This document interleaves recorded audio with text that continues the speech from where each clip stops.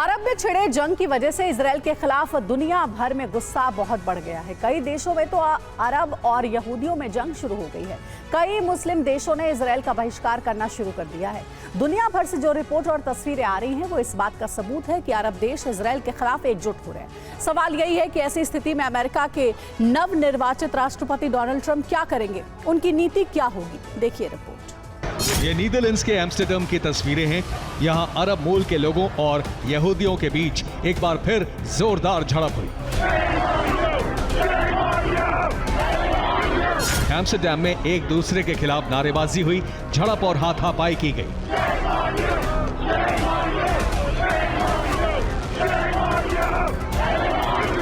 Amsterdam की तरह ही Paris में भी जबरदस्त बवाल हुआ। दोनों गुट एक दूसरे के खिलाफ उत्पात मचाने लगे तो हालात बेहद खराब हो गए।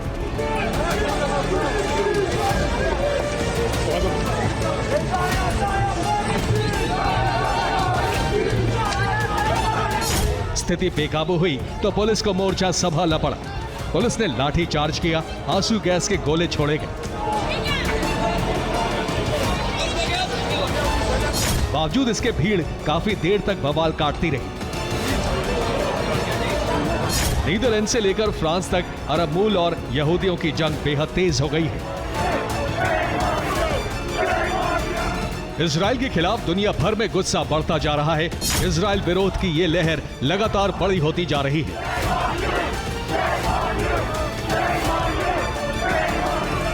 तुर्की ने तो इजराइल से अपना सभी रिश्ता खत्म कर दिया है। 13 नवंबर को इस बात की घोषणा खुद तुर्की के राष्ट्रपति ने की। रियाद में ओआईसी की बैठक में सीरिया के राष्ट्रपति बशर अल असद ने भी इजराइल के खिलाफ सख्त तेवर दिखाए। जाहिर है अरब और मुस्लिम देशों का सब्र टूट रहा है, उनका गुस्सा भड़क रहा है। अब सवाल यही है कि अमेरिका अरब के क्रोध को कैसे शांत करेगा। क्या अमेरिका जंग से अपने कदम पीछे खींचेगा या अब अरब के समीकरण बदलने जा रहे हैं? इन सवालों का जवाब तो भविष्य में मिलेगा, लेकिन सच ये है कि इजराइल रुकने वाला नहीं है।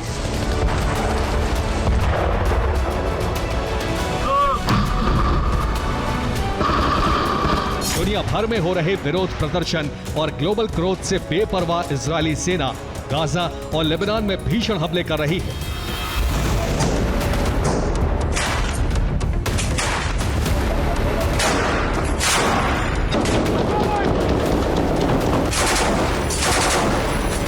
घंटे के अंदर गाजा में इजराइल ने जबरदस्त बमबारी की। इस बमबारी में 1 दर्जन से ज्यादा लोग बेमौत मारे गए।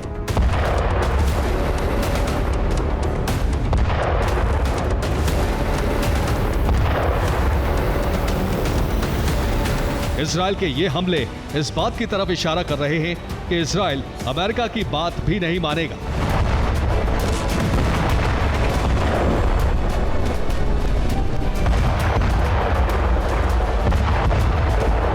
वो हमला तब तक जारी रखेगा जब तक कि हमास का संपूर्ण खात्मा नहीं हो जाता।